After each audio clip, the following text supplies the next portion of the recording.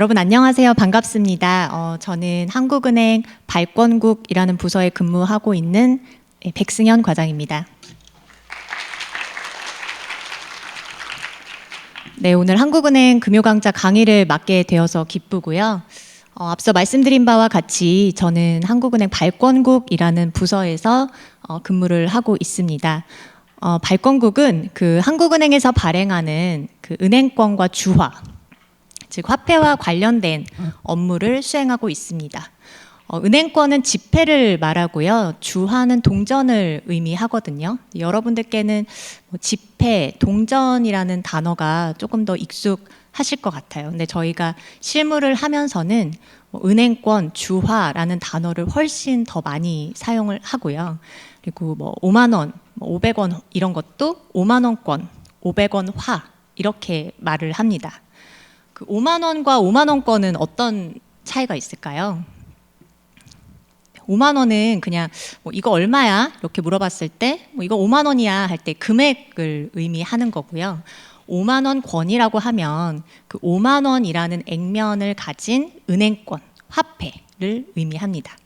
그래서 여러분 가끔 그 뉴스 같은 거 보시다 보면 검찰에서 어디를 압수수색을 했는데 돈다발이 발견이 됐다라면서 얼마 금액에 달하는 5만 원권 몇 장이 발견되었다. 이렇게 기자가 썼을 거예요. 그래서 앞으로 그 화폐 관련된 기사를 보실 때는 그런 점도 좀 눈여겨 보시면 되겠습니다. 제가 오늘 강의를 진행하면서도 은행권, 주화, 5만 원권, 100원화라는 단어를 무수히 사용하게 될 것 같은데요. 은행권은 지폐, 또 주화는 동전의 의미로 이해를 해주시면 되겠습니다. 용어를 간단히 정리했으니까 본격적으로 오늘 강의를 시작해 보도록 하겠습니다. 네, 오늘 저는 한국은행 발권 업무의 이해라는 제목으로 두 가지 이야기를 좀 해보려고 합니다.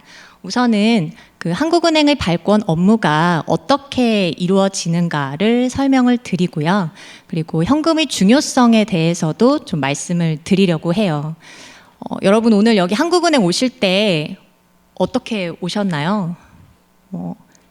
지하철, 버스, 택시도 있을 수 있고 따릉이 타고 오신 분도 계실 것 같은데 어떻게든 요금을 지불하고 오셨을 거잖아요. 제가 가끔 점심시간에 광화문에 점심 약속 있을 때 따릉이 타고 가거든요. 좀 머니까. 근데 따릉이는 비대면이기 때문에 이 앱으로 결제를 해야 합니다. 그리고 여기 슬라이드를 보시면 최근에는 이 오른쪽 그림처럼, 오른쪽 사진처럼 그 지자체마다 그 현금을 아예 받지 않는 현금 없는 버스라는 것도 좀 운행을 하고 있습니다. 그래서 과거에 비해서는 확실히 현금을 많이 사용하지 않는 것이 사실인데요. 그렇지만 그럼에도 불구하고 현금이 여전히 중요하거든요. 그 이유를 제가 강의 후반부에 설명을 드리도록 하겠습니다. 그리고 오늘 강의는 아무래도 화폐와 관련된, 그러니까 여러분의 어떻게 보면 되게 실용적이고 여러분의 실생활과 아주 직결되는 내용의 강의이기 때문에 제가 오늘 슬라이드 보시다 보면 사진을 정말 많이 가져왔고요. 그리고 같이 볼 영상도 몇 편 준비를 했습니다. 그래서 너무 부담 갖지 마시고 좀 편안하게 강의 들으시면 좋을 것 같습니다. 네, 바로 사진이 나오죠. 한국은행에서 발행하는 은행권들입니다. 그 현재 사용되고 있는 은행권이라고 해서 현용 은행권이라고 말을 합니다. 보시다시피 우리나라 현용 은행권은 앞면에 인물 소재를 채택하고 있습니다. 우리나라뿐만 아니라 미국, 일본, 영국 여러 나라들에서 그 은행권 앞면 도안 소재로 인물을 채택을 하고 있습니다. 근데 인물이 아닌 경우도 있거든요. 이것은 스위스의 프랑 은행권입니다. 스위스는 그 스위스 중앙은행이 은행권을 상당히 아름답게 제작을 하기로 유명한데요. 이렇게 보시면 인물이 아니라 뭐가 있죠? 손이죠, 손. 네, 손을 주제로 은행권 도안을 제작을 했습니다. 네, 겹쳐져 있어서 다는 안 보이시겠지만 왼쪽부터 지휘하는 손, 또 프리즘을 든 손, 민들레 씨앗을 든 손, 또 물을 떠올리는 손, 세 손가락을 펼친 모습, 또 제일 오른쪽은 악수하는 손, 이렇게 손을 소재로 은행권을 제작을 했고요. 또 하나 특이한 점 좀 발견하셨나요?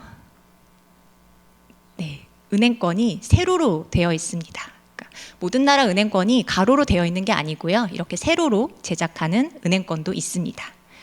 오늘 저희 한국은행 화폐박물관에 가시면 그 세계 여러 나라의 은행권과 주화를 전시해 놓았거든요. 그래서 오늘 금요강좌 끝나고 좀 시간이 되시면 화폐박물관 들러서 그 여러 나라 화폐 한번 관람하고 돌아가셔도 좋을 것 같습니다.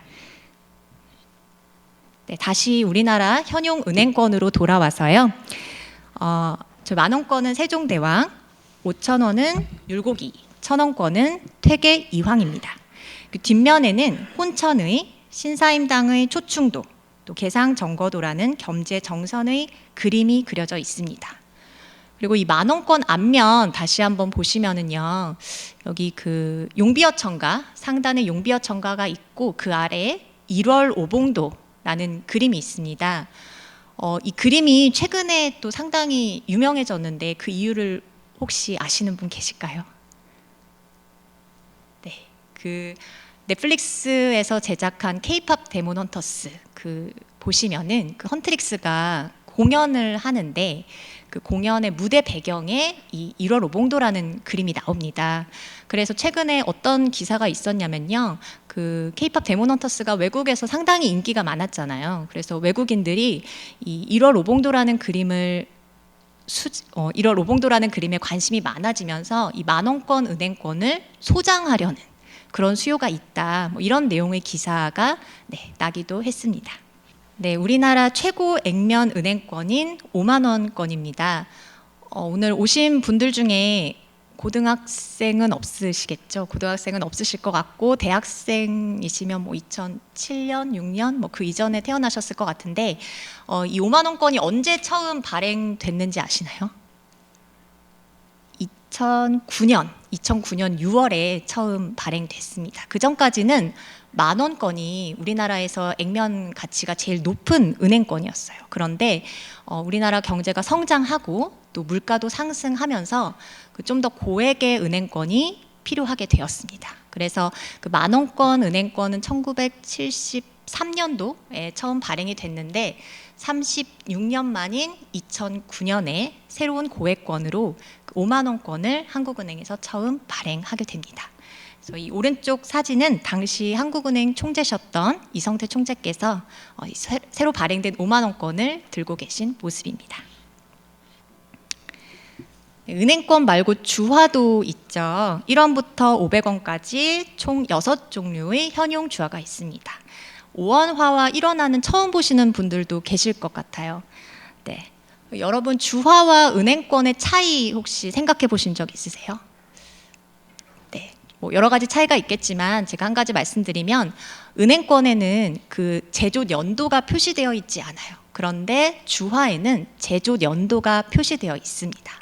그래서 조폐공사에서 이 주화를 몇 년도에 제조했는지를 우리가 알 수 있거든요. 그래서 저희가 같은 해, 그 해에 제조된 주화들을 모아서 이 오른쪽 사진과 같이 현용 주화 세트를 제작을 합니다. 그래서 판매를 해요.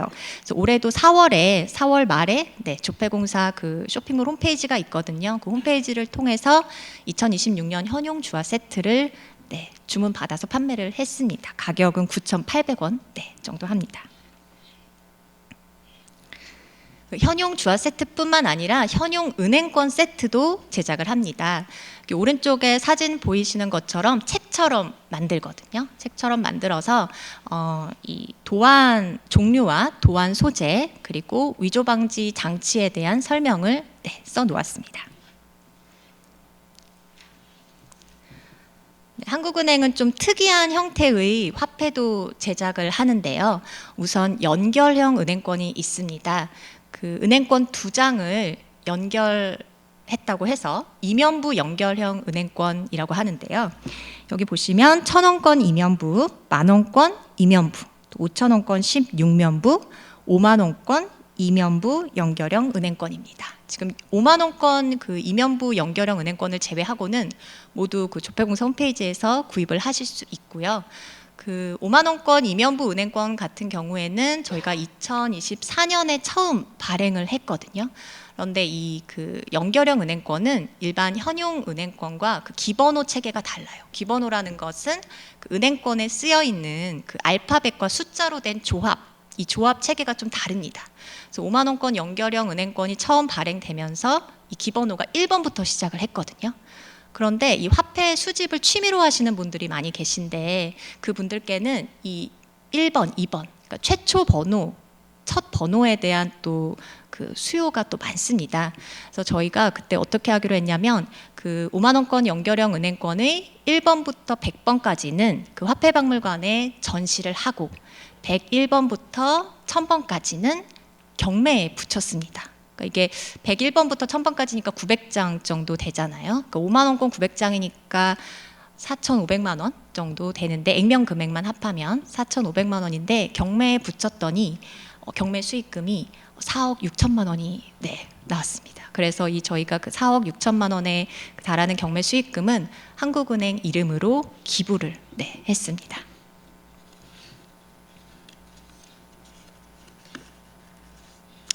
전지형 은행권이라는 것도 있습니다. 1,000원권 45장이 이렇게 나란히 붙어서 벽보처럼 제작을 한 것이거든요.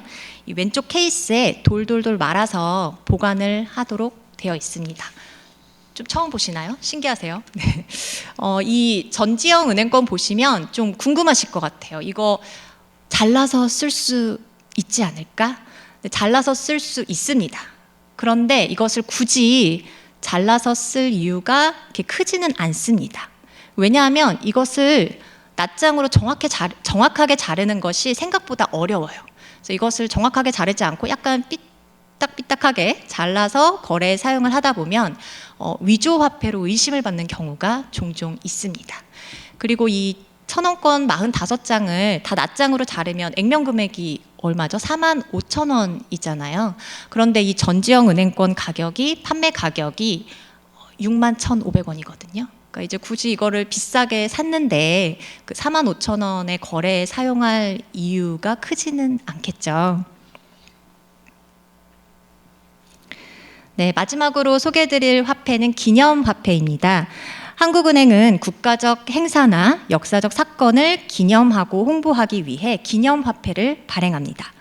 그 조금 전에 보셨던 현용 주화는 구리, 니켈 같은 금속으로 만들거든요. 그런데 이 기념 주화는 금, 은 같은 귀금속으로 만들고 발행량도 제한이 됩니다. 그래서 이 왼쪽은 저희가 2024년에 발행한 한국의 주력 산업과 경제 발전 기념 주화입니다. 당시 반도체와 조선 이 두 가지 산업을 주제로 해서 발행을 했는데요. 지금 보고 계신 것은 조선업 기념 주화입니다. 그래서 앞면은 조선소를 배경으로 LNG 운반선, 골리앗 크레인, 그리고 뒷면에는 거북선이 묘사되어 있습니다. 기억하시는 분들이 또 계실지 모르겠는데 그 작년에 그 저희 한국과 그 우리나라와 미국 간의 관세 협상이 있었잖아요. 그때 우리나라 협상 대표단이 그 미국과의 어떤 그 조선업 협력을 강화하겠다는 의미에서 이 한국의 주력 산업과 경제 발전 기념 주화를 그 미국 측 협상단에 선물을 했어요. 그래서 기사화가 되고 또 화제가 많이 되었습니다. 그 오른쪽은 작년에 광복 80주년을 기념하여 발행한 기념 주화입니다. 한국은행에서는 광복 30년부터 이렇게 주기적으로 기념 주화를 광복 그 관련된 기념 주화를 제작을 했고요. 종류가 두 가지였는데 각각 7,000장씩 14,000장을 발행을 했습니다. 액면 금액은 여기 하단에 작게 표시되어 있는데 7만 원. 이것도 실제 거래에 사용을 할 수 있습니다. 그런데 아까 그 전지형 은행권과 마찬가지로 이 광복 80년 기념주화의 판매 가격이 이 액면 금액보다 더 비싸거든요. 그러니까 85,000원에 사실은 팔렸습니다. 처음에. 그래서 그리고 이제 아까도 말씀드렸지만 화폐 수집을 취미로 하시는 분들께는 그 이상의 가치로 더 비싼 가격에 팔릴 수가 있습니다. 그래서 굳이 또 이것을 7만 원에 일반 거래에 사용할 요인이 많이 없고요. 그리고 또 하나 말씀을 드리면 아까 그 기념주화는 금이나 은 같은 귀금속으로 만든다고 말씀을 드렸잖아요. 여기 보고 계신 두 개의 기념주화 모두 은화거든요. 당연히 은값의 그 변동을 받게 되어 있습니다. 시세 변동을. 그래서 은값이 지금 많이 오르고 있다 하면 이 기념주화의 가치가 또 높아지는 거니까 굳이 이 기념주화를 7만 원의 거래에 사용할 이유가 많지가 않겠죠. 네, 한국은행은 앞서 살펴보신 모든 종류의 화폐를 기획하고 또 발행하고 전반적인 수급 상황을 모니터링하고 또 금고도 관리합니다. 이 모든 업무가 발권 업무이고요. 그리고 이 발권 업무는 화폐의 일생, 즉 화폐 사이클을 따라갑니다. 지금 보고 계신 그림이 그 화폐 사이클의 일부인데요. 간단히 설명을 드리면 한국은행이 조폐공사에 화폐 제조를 주문, 즉 발주합니다. 그러니까 내년 한 해 동안 어느 정도의 은행권과 주화가 필요할 것 같으니 이제 어느 수량만큼 제조를 해달라고 이제 주문을 하는 것이죠. 그러면 조폐공사에서 화폐를 제조하고요. 그 제조된 화폐가 한국은행 발권국과 지역본부에 납품됩니다. 금융기관이 여기 중간에 있는 금융기관이 한국은행에 지급 요청을 하면 그 화폐가 금융기관으로 이동하고요. 금융기관의 화폐가 다시 각 은행의 점포, ATM 등에 현송되면 여러분들께서 현금을 인출해서 거래에 사용을 하실 수 있게 되는 겁니다. 그러면 다시 화폐 사이클이 처음으로 돌아와서 화폐의 발주와 제조부터 하나씩 설명을 드리겠습니다.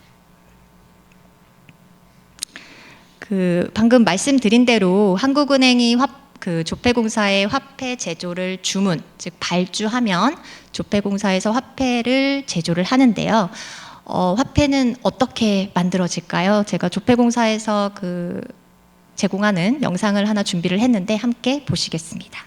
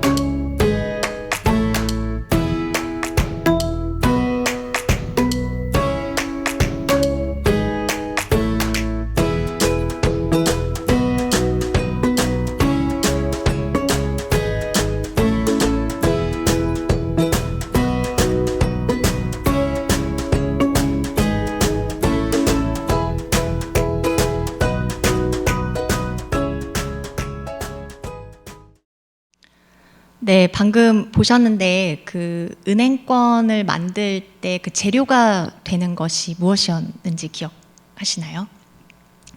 네, 일반 종이는 아니었죠. 면입니다. 은행권은 면으로 만듭니다. 그래서 잘 찢어지지 않아요. 물론 이 은행권을 작정하고 찢으려고 하면 당연히 찢어지겠지만 일반 종이에 비해서는 잘 찢어지지 않습니다. 그래서 우리가 간혹 하는 실수가 그 은행권을 뭐 옷의 주머니에 넣었다가 세탁기에 그대로 넣어버리는 그런 일이 가끔 발생을 하는데 어떤가요? 세탁기에 들어갔다 나온 은행권. 뭐 물에 녹아서 풀어지지 않죠? 어느 정도의 형태를 유지하고 있습니다. 면으로 만들어서 그렇습니다. 우리나라를 포함해서 다른 여러 나라들도 면으로 대부분 은행권을 제조를 하고요. 몇몇 나라에서는 최근에는 폴리머라고 해서 플라스틱과 좀 비슷한 소재로 그 은행권을 제조하기도 합니다. 그래서 폴리머로 만들면은 면으로 제조했을 때보다는 좀 더 튼튼하고 오래 쓸 수 있는 장점이 있습니다. 그리고 또 한 가지 잉크에 대해서도 말씀을 드리면요. 제가 발권국에서 업무를 하다 보면 그 조폐공사와 협의할 일도 많고 또 출장을 갈 일도 많습니다. 네, 대구 옆에 그 경산이라는 도시가 있거든요. 아까 영상에도 나왔지만 그 경산에 그 조폐공사 화폐본부가 있고 그 화폐본부에서 은행권을 제조하게 됩니다. 네, 제가 작년에 처음 그 화폐본부에 출장을 갔었는데 굉장히 강렬했던 기억이 있어요. 그 입구에 딱 들어서자마자 어떤 그 냄새가 코를 찌르더라고요. 그 약간 새돈 냄새 같은 거 아세요? 그 돈이 엄청 많을 때의 그런 냄새가 코를 찔렀는데 그 잉크 냄새였어요. 그러니까 은행권을 제조할 때 우리가 쓰는 잉크가 일반 뭐 프린터기나 복사기에 쓰이는 잉크랑 똑같을 수는 없잖아요. 그래서 은행권을 제조할 때는 특수 보안 잉크라고 해서 그 위조 방지 기능을 일부 갖춘 잉크를 사용하게 됩니다. 상당히 중요한 공정 중에 하나이고 조폐공사에서 직접 잉크를 제조를 합니다.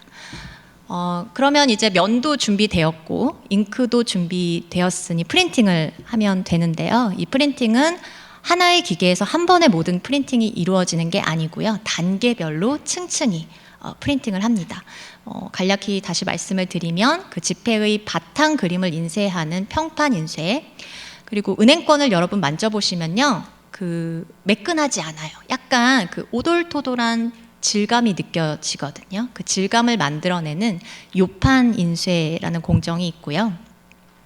그리고 또 전지형 은행권 아까 보셨죠. 그 전지 형태로 불량 여부를 판별하는 전지 검사 공정을 거친 뒤에 그 기본호를 인쇄하는 활판 인쇄, 그리고 이제 그 전지 형태의 그 은행권을 낱장으로 잘라서 포장하는 컷백 과정, 이런 공정을 거치게 됩니다.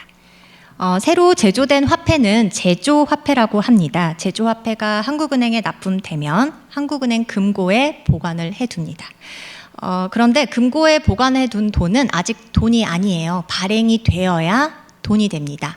그 중앙은행을 또 한국은행을 은행의 은행이라고 하잖아요. 그 시중 금융기관들이 한국은행의 어떤 계좌를 하나씩 갖고 있는데 이 계좌를 통해서 한국은행에 지급 요청을 하면 한국은행이 금융기관에 필요한 은행권과 주화를 지급합니다. 이것이 화폐의 발행이고요. 반대로 그 시중에 유통되던 화폐가 금융기관을 거쳐서 다시 한국은행에 환수가 그 수납이 되면 그것은 화폐가 환수되었다고 표현을 합니다. 제가 관련 통계를 두 가지 보여드리려고 하는데요. 왼쪽은 화폐 발행 잔액입니다. 화폐 발행 잔액이란 한국은행에서 발행된 화폐가 시중에 얼마나 유통되고 있는지, 즉 시중에 유통 중인 화폐 금액의 합계를 의미합니다. 그래서 여러분 지갑에 있는 돈, 그리고 혹시 사용을 하신다면 저금통에 보관되어 있는 돈, 뭐 또 개인 금고에 보관되어 있는 돈, 이런 모든 돈들이 다 그 화폐 발행 잔액에 포함이 됩니다. 2008년에 31조 원 정도였고 2009년 아까 기억하시나요? 5만 원권이 처음 발행된 해였습니다. 그래서 이후로 5만 원권 발행 잔액이 쭉쭉 늘어나죠. 그러면서 2017년에 100조 원을 넘기고요. 2025년 말 기준으로 211조 원, 211조 원에 달하는 현금이 시중에 유통이 되고 있는 겁니다. 그래서 이 통계를 사실 거의 매일매일 보는데 오늘 아침에 보니까 이제 215조 원 정도 되더라고요. 그리고 오른쪽 그래프는 그 월별로 은행권 발행액에서 환수액을 뺀, 즉 순 발행액을 보여줍니다. 그 2004년도 그렇고 2005년에도 그 1월과 9월에 순발행이 늘어나죠. 왜 그럴까요? 1월과 9월. 네, 명절 때문입니다. 명절. 그러니까 저희 그 명절 때 부모님한테도 그렇고 어른들께 용돈 현금으로 준비해서 드리잖아요. 그래서 우리나라는 이렇게 명절 즈음 해서 그 화폐 수요가 늘어나는 특징을 보입니다. 그래서 저희 발권국에서 뭐 여러 가지 업무를 합니다만 사실 제일 중요한 업무 중에 하나가 이렇게 어떤 명절 같은 특수한 시기나 또 평상시에 화폐 수급 상황을 잘 모니터링을 해서 그 우리나라 국민들이 뭐 어느 시점에 어느 정도 규모의 현금을 필요로 하는가를 잘 파악을 해놨다가 미리 충분한 규모의 현금을 이제 금고에 보관을 해두고요. 여러분들이 ATM에 현금 인출하러 갔는데 현금이 없으면 안 되잖아요. 그런 일이 일어나지 않도록 네, 금융기관의 지급 요청에 즉각적으로 대응을 하고 있습니다. 네, 환수된 돈, 다시 한국은행에 들어온 그 화폐는 정사 과정을 거칩니다. 이 왼쪽이 은행권 자동 정사기라는 기계인데요. 이 기계에 은행권을 넣어서 다시 사용할 수 있는지를 판별을 합니다. 장수와 금액도 확인하고요. 위변조 화폐도 걸러내고 또 얼마나 깨끗한지 청결도도 측정을 합니다. 상태가 좋은 돈은 다시 한국은행 금고에 보관을 했다가 금융기관에 지급을 하고요. 좀 상태가 좋지 않은 돈은 이 오른쪽 사진처럼 아주 잘게 잘라서 폐기 처리를 합니다. 네, 한국은행은 화폐 교환 업무도 수행을 합니다. 화폐 종류별, 그러니까 뭐 5만 원권을 가져오시면 만 원권 5장으로, 뭐 또 만 원권을 가져오시면 천 원권 10장으로 이렇게 종류별로도 교환을 해드리고요. 또 이렇게 아래 사진처럼 지폐가 오랜 기간 장판에 눌렸거나 또 습기로 손상되었거나 불에 탔을 때 어떻게 하면 될까요? 한국은행에 가져오시면 교환을 해드립니다. 그래서 작년과 재작년에 그 경상도 또 동해안 지역에 산불 크게 났었잖아요. 이때 한국은행에서 화폐 교환하러 오시라고 또 홍보를 많이 했습니다. 네, 그렇지만 모든 손상 화폐를 교환해 드리는 것은 아니고요. 남아있는 면적이 중요합니다. 남아있는 면적이 원래의 4분의 3 이상이면 전액, 또 5분의 2 이상이면 절반에 해당하는 금액을 교환해 드립니다. 5분의 2 미만이면 교환이 불가능합니다. 그래서 화폐 교환이 필요한 일이 최대한 일어나지 않아야겠습니다만 또 만약의 경우에 대비해서 알고 계시면 좋을 것 같습니다. 한 가지 더 말씀을 드리면 한국은행에 그 화폐 교환을 하러 오셨더라도 반드시 신권으로 교환해 드리지는 않습니다. 그 사용화폐라고 해서 그 몇 번 사용은 했지만 신권은 아니지만 그 다시 뭐 상태가 양호해서 다시 사용하기에 문제가 없는 사용화폐로 교환을 해 드리는 것이 한국은행 화폐 교환 업무의 원칙입니다. 그런데 신권이 진짜 필요할 수 있잖아요. 신권이 필요할 때는 어떻게 해야 할까요? 그 아까 두 개의 그래프 보셨는데 우리나라 그 화폐 수요가 급격하게 늘어난 시기, 명절, 그 설과 추석 직전에는 한국은행에서 신권으로 교환을 해드립니다. 세뱃돈은 좀 이렇게 빳빳한 새 돈으로 또 주고받기를 선호하잖아요. 그런 점을 고려를 해서 명절 직전에는 신권 교환이 가능하고요. 올해는 그 추석이 9월이라서 조금 멀긴 했는데 그 한국은행 홈페이지에 그 명절 전에 그 신권 교환 기간이라든가 또 한도도 있어요. 그런 내용에 대해서 공지를 올리거든요. 미리 확인하시고 한국은행 1층 화폐 수급팀에 오시면 사람들이 많이 오세요. 그 번호표를 뽑으시고 기다리셨다가 신권으로 네, 교환을 하실 수 있습니다. 네, 다음으로 화폐 도안 이용 기준에 대해서 알아보겠습니다. 한국은행이 발행한 은행권 및 주화 도안, 즉 디자인의 저작권을 보유하고 있습니다. 그렇기 때문에 그 화폐에 사용된 도안은 엄격한 기준, 즉 한국은행에서 정한 화폐 도안 이용 기준에 따라 사용되어야 합니다. 내용을 보시면 그 실물 크기와 동일하게 제작을 할 수가 없고요. 인쇄물을 만들 때는 실물 크기의 절반 이하로 축소하거나 또 2배 이상으로 확대를 해야 합니다.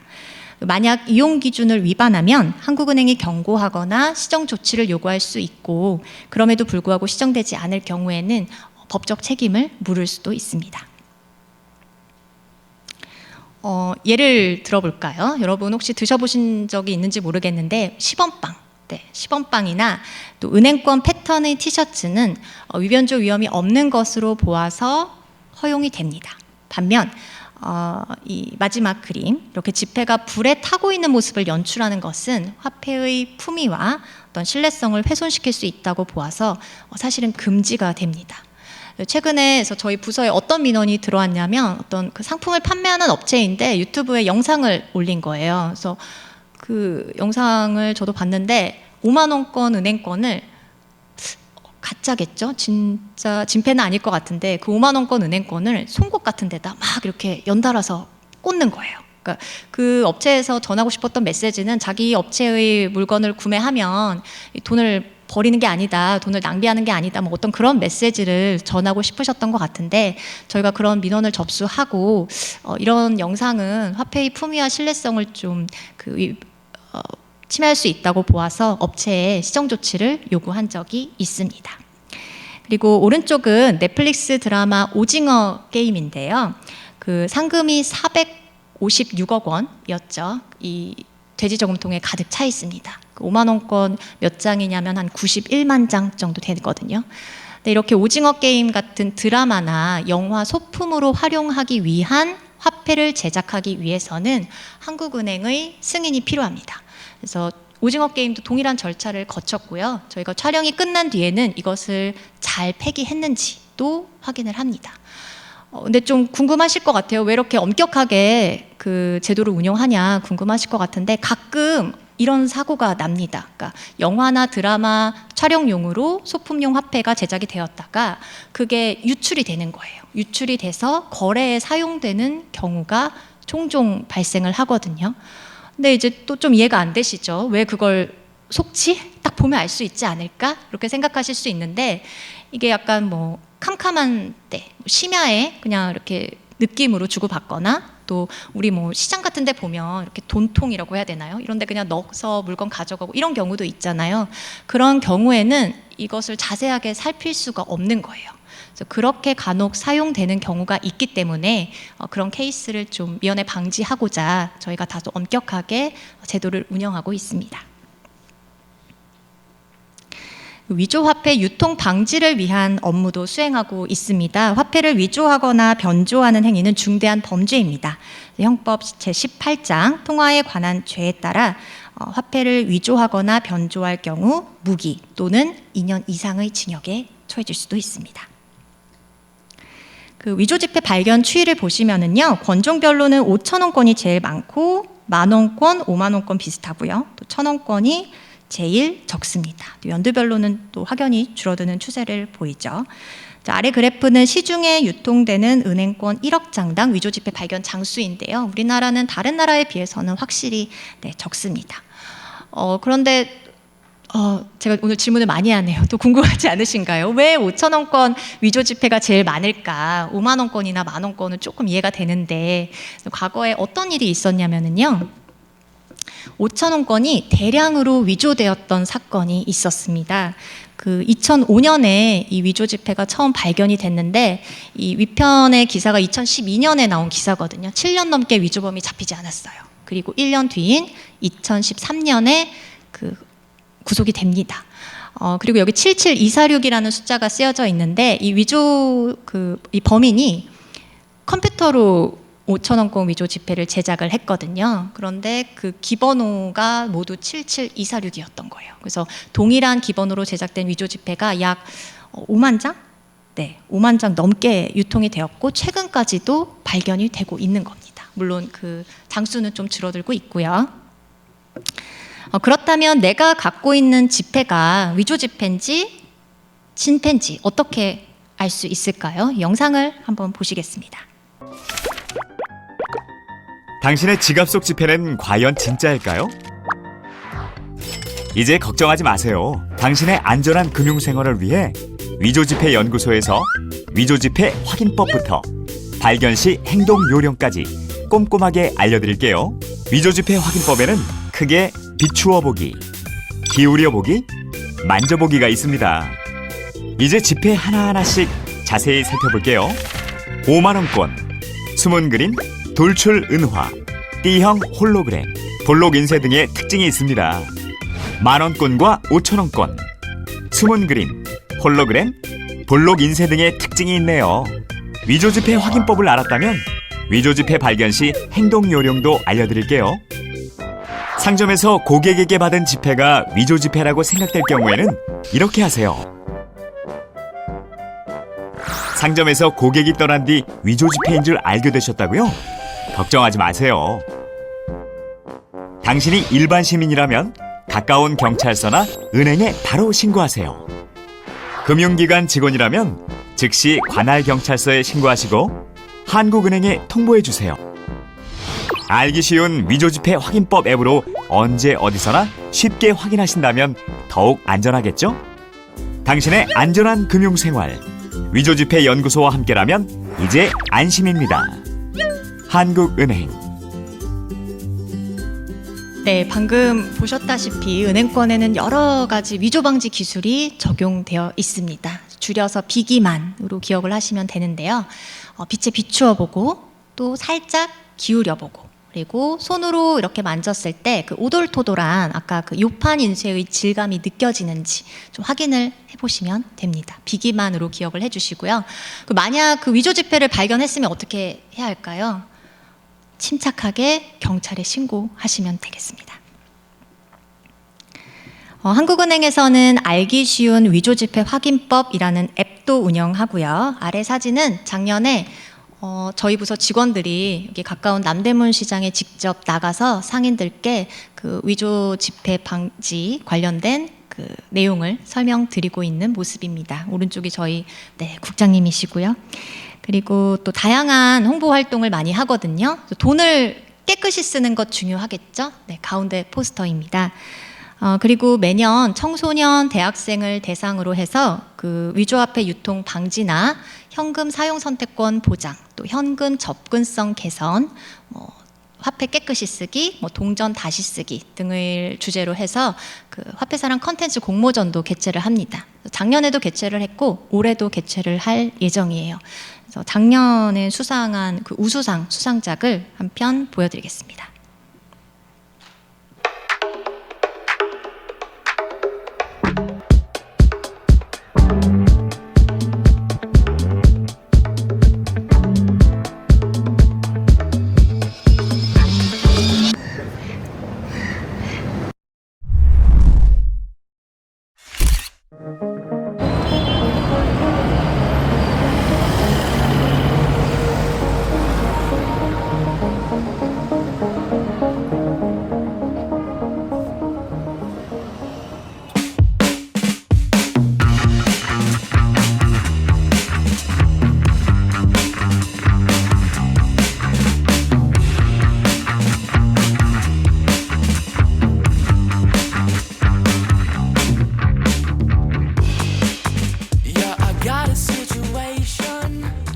네, 이 수상작은 현금 사용 선택권 보장을 주제로 제작되었던 영상인데요. 어떻게 보셨나요? 요즘 이제 키오스크로 주문받는 카페나 식당도 많고요. 또 무인 아이스크림 가게, 또 저희 동네 무인 과일 가게도 있더라고요. 그리고 또 노브랜드나 스타벅스 이런 데 가보면 일부 매장은 현금을 아예 받지 않기도 합니다. 그래서 현금을 사용하고 싶어도 사용할 수 없는 상황, 즉 현금 사용 선택권이 제한되는 상황이 종종 발생을 합니다. 그렇지만 현금은 카드나 페이 같은 여타 결제 수단으로 대체할 수 없는 고유한 역할을 해내는 부분이 있고요. 그리고 우리 중 누군가에게는 또 중요한, 어쩌면 유일한 결제 수단이 되기도 하거든요. 지금부터는 그 구체적인 내용을 살펴보도록 하겠습니다. 먼저 가치 기준의 측면에서 현금의 중요성을 살펴보겠습니다. 여러분, 우리가 그 돈을 돈이라고 믿는 이유가 무엇일까요? 예를 들면 그 은행 계좌에 숫자가 이렇게 있잖아요. 그게 그냥 숫자가 아니라 어떤 의미가 부여되는 이유 말인데요. 예를 들어서 제가 일을 하고 급여를 받았어요. 여기 그 오른쪽 그림에 보시면 급여를 받은 피트라는 친구가 활짝 웃고 있습니다. 기분이 좋거든요. 왜 기분이 좋을까요? 그 급여가 내 명의의 계좌에 입금이 되면 그 돈을 내가 어느 때고 인출을 할 수가 있고 또 뭐 그 돈으로 뭐 사고 싶은 것도 사고 하고 싶은 것도 할 수 있기 때문입니다. 이 금융 시스템이 잘 작동을 하기 위해서는 믿음, 신뢰가 상당히 중요하거든요. 그리고 현금. 조금 더 정확히 말하자면 그 중앙은행이 발행한 화폐가 이 금융 시스템에 어떤 신뢰를 부여하는 가치 기준의 역할을 하게 됩니다. 사실 현재로서는 여러 종류의 화폐 가운데에서도 중앙은행에서 발행하는 화폐가 유동성, 안정성, 균일성 측면에서 가장 신뢰받는 지급 수단으로서 그 화폐의 단일성, 즉 싱글리스 유지의 기초가 된다고 볼 수 있습니다. 두 번째로 현금은 나이나 소득 또 자산에 관계없이 모든 사회 구성원이 가장 보편적으로 사용할 수 있는 결제 수단입니다. 특히 이 현금을 누가 가장 많이 사용하는가를 보면은요, 그 한국은행에서 주기적으로 화폐 사용 현황 종합 조사라는 것을 실시를 하거든요. 작년에도 조사를 했는데 화폐 사용과 관련된 여러 가지 내용을 조사합니다. 그중 항목 중에 하나가 뭐냐면 최근 1년간 내가 월 평균 얼마를 지출을 했는데 그 지출 금액 중에 뭐 체크카드나 신용카드로 지출한 금액은 얼마고, 뭐 간편결제로 지출한 금액은 얼마고, 뭐 현금으로 지출한 금액은 얼마인지 금액을 쭉 기재하게 되어 있거든요. 그렇게 조사를 했더니 우리나라 국민들이 월 평균 185만 원 정도를 지출을 하는데 뭐가 제일 많았을까요? 카드로 제일 많이 지출을 했겠죠. 신용카드나 체크카드로 제일 많이 지출을 했고 다음이 계좌이체, 그 다음이 현금이었습니다. 32만 원 정도를 현금으로 지출을 한다고 조사가 되었고요. 이걸 비중으로 보니까 17% 정도, 평균적으로 17% 정도를 그 전체 월 평균 지출액 중에 현금으로 지출을 한다고 조사가 되었습니다. 그래서 평균이 17.4% 정도였고 이것을 그 연령대나 종사상 지위 월 가구 소득별로 보면은요. 연령대별로는 60대, 70대 이상에서 월 가구 소득별로는 100만 원, 300만 원 미만에서 현금을 상대적으로 많이 사용하는 것으로 조사가 되었습니다. 왜 이럴까요? 저희 부모님이 60대, 70대이신데 저한테 자주 물어보세요. 뭐 스마트폰으로 결제를 어떻게 해야 되는 건지. 어떤 앱을 설치해서 뭘 입력하고 뭘 인증해야 이게 결제가 되는 건지. 그러니까 간편 결제를 좀 덜 사용하시게 되겠죠. 그리고 또 스마트폰에 뭐 계좌번호나 뭐 신용카드 이런 개인정보 쓰는 것도 좀 불안해 하시고요. 그리고 또 이런 일이 없어야겠지만은 종종 그 신용도 채무 문제 때문에 은행 계좌나 카드를 못 만드는 분들도 계십니다. 이분들께는 현금이 사실상 유일한 결제 수단이 되는 거고요. 어린이들은 또 어려서 현금을 많이 사용하게 되고요. 이들을 우리가 금융 취약계층이라고 하거든요. 금융 취약계층에게는 현금이 아주 중요한, 어쩌면 유일한 결제 수단이 되는 겁니다. 그래서 현금이 이들 금융 취약계층을 포용하는 금융 포용의 기능을 수행한다고 이야기를 할 수 있습니다. 또 사회 통합과 결속을 강화한다는 측면에서도 중요합니다. 그 유럽연합이 출범하고 유로화가 통용되었잖아요. 그 전까지는 뭐 이탈리아, 프랑스, 독일 서로 다른 화폐를 사용하다가 이제부터는 유로화라는 통일된 그 은행권을 사용하게 됩니다. 이 오른쪽에 유로화 그 도안이 나와 있는데 앞면 도안으로는 창문과 문이 쓰였거든요. 이게 유럽의 개방성과 협력을 상징한다고 하고요. 뒷면에는 다리가 그려져 있고 유럽 국가들 간의 소통, 또 유럽과 전 세계의 연결을 의미한다고 합니다. 또 지도도 그려 놓았고요. 우리나라도 마찬가지죠. 강의 처음에 보여드렸던 것처럼 그 역사적 인물이나 그림 등을 그 도안에 넣어서 그 우리나라 은행권과 주화를 통해 우리나라 역사와 문화를 보여주고 있습니다. 마지막으로 비상시 결제 수단의 측면에서 현금의 중요성을 설명드리겠습니다. 여러분 가끔 카드나 페이 결제 중단되었다고 하면서 막 속보도 뜨고 뉴스에도 나오잖아요. 너무 불편하죠. 전자결제 수단은, 전자지급 수단은 통신 네트워크나 전자기기 등에 의존하기 때문에 재해 발생 시 시스템 복구에 상당한 시간이 소요됩니다. 또 해킹이나 시스템 오류가 발생할 위험도 있고 또 내부 통제 미흡에 따른 운영 리스크에도 상시적으로 노출되어 있습니다. 현금은 어떨까요?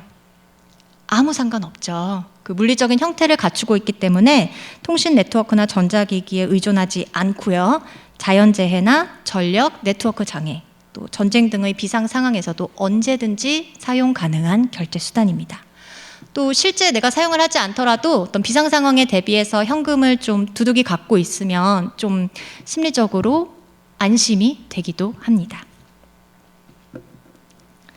네, 이것은 데이터로 확인이 되는데요. ECB에서 현금이 위기 상황에서 아주 고유한 어떤 유니크한 역할을 수행한다는 내용의 보고서를 발표했습니다. 코로나 팬데믹과 러시아 우크라이나 전쟁, 또 스페인 정전 사태, 그리스 재정 위기, 이 네 가지 위기 사례를 가지고 현금의 중요성을 설명합니다. 이 보고서가 2025년에 발표된 보고서인데 제가 두 개의 그래프를 가져왔습니다. 이 왼쪽 그래프는 러시아 우크라이나 전쟁 발발 직후 나라별 현금 수요를 보여줍니다. 그 2022년 2월에 러시아가 우크라이나를 침공했잖아요. 이 가로축은 우크라이나 수도인 키이우와 각국 수도 간의 거리이고요. 세로축은 당시 현금 수요가 평상시 대비 얼마나 늘어났는가를 보여줍니다. 이 점들이 어때요? 우하향하죠. 그 키이우에서 거리가 가까울수록 평소보다 현금을 더 많이 인출을 했고, 반면 거리가 먼 나라들은 특이사항이 없었습니다. 그러니까 가까운 지역에서 전쟁이 나면 불안하잖아요. 언제 피난 가야 할지 모르고 또 뭐 어떤 일이 일어날지 알 수가 없으니까 미리 현금을 확보하려는 수요가 발생하는 겁니다. 그래서 좌측 상단에 보시면 SK, 이게 슬로바키아가 우크라이나와 국경을 접해 있고요. 이 노란색 동그라미들은 뭐 에스토니아, 라트비아, 핀란드 이런 나라들은 그 러시아와 국경이 접한 국가들입니다.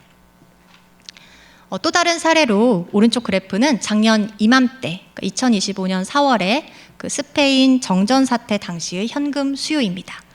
그 당시 이베리아 반도 전력망에 갑자기 문제가 생기면서 문제가 생겼는데 그 스페인 영토를 정전이 발생한 이베리아 반도 지역과 정전이 발생하지 않은 이베리아 반도 이외 지역으로 구분을 해서 각 지역의 그 ATM 인출액이 어떻게 변동했는가를 보여주는 거거든요.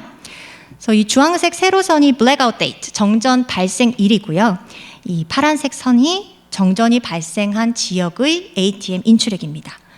그 정전 당일에는 카드 결제가 불가능했어요. 그래서 모든 그 상점과 식당들이 캐시 온리, 즉 현금만을 받았습니다. 그리고 ATM 사용도 불가능하니까 인출액이 어떻게 되나요? 뚝 떨어지죠. 뚝 떨어졌다가 전력이 복구되자마자는 ATM 인출액이 급증합니다. 그 ECB에서는 이것을 restocking and deferred demand라고 설명을 하는데, 그 정전되었을 때는 갖고 있던 현금을 일단 쓰는 거예요.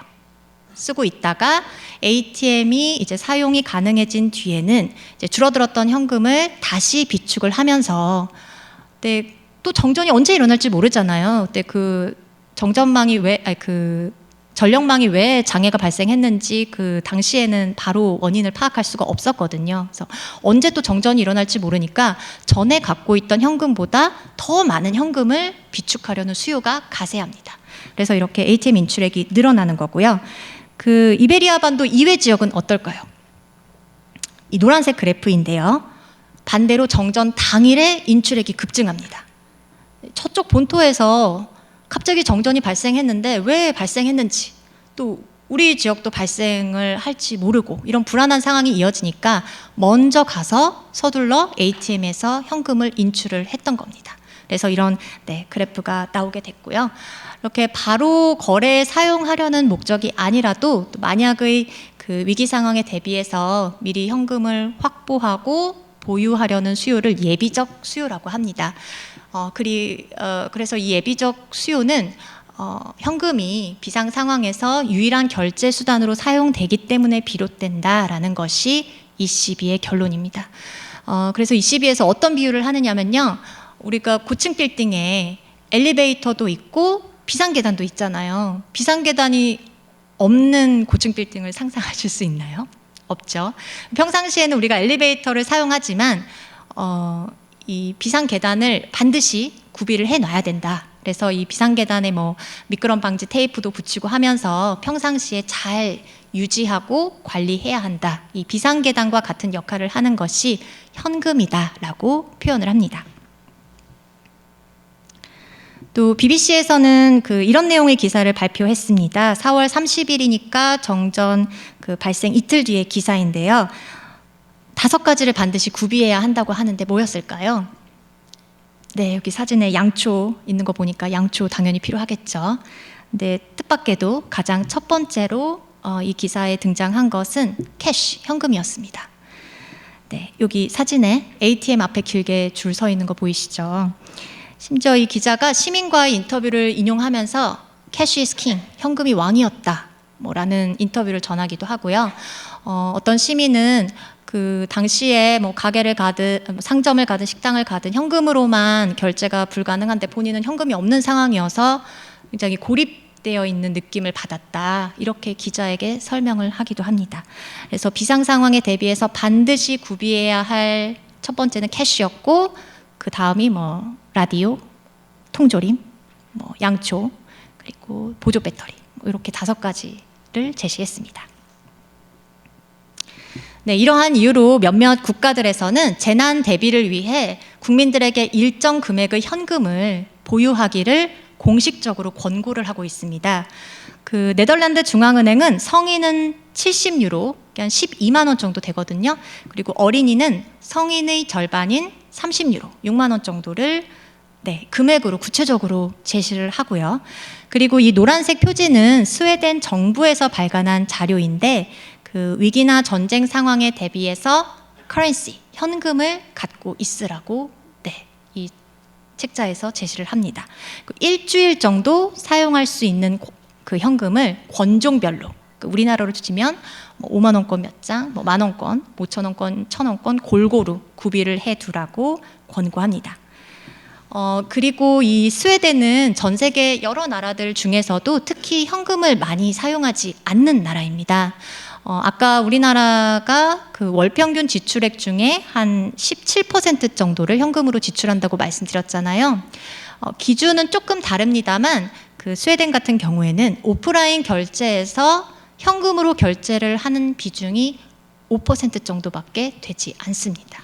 그래서 스웨덴 정부에서 무엇을 걱정하냐면 이렇게 국민들이 평상시에 현금을 쓰지 않으면 막상 비상시에 현금을 써야 될 때 현금을 어떻게 쓰는지를 모를 수 있다. 예를 들면 거스름돈을 어떻게 지급해야 되는지 이런 걸 모를 수 있다. 이런 점을 걱정을 해요. 그래서 이 책자에 실제 이렇게 쓰여 있습니다. You should use cash occasionally. 현금을 이따금씩 사용을 해라. 사용을 하면서 현금 관리 능력을 유지할 것을 권고하고 있습니다. 네, 오늘 제가 준비한 내용은 여기까지입니다. 오늘 나름 긴 시간, 귀한 시간 내주시고 집중해서 들어주셔서 진심으로 감사드립니다.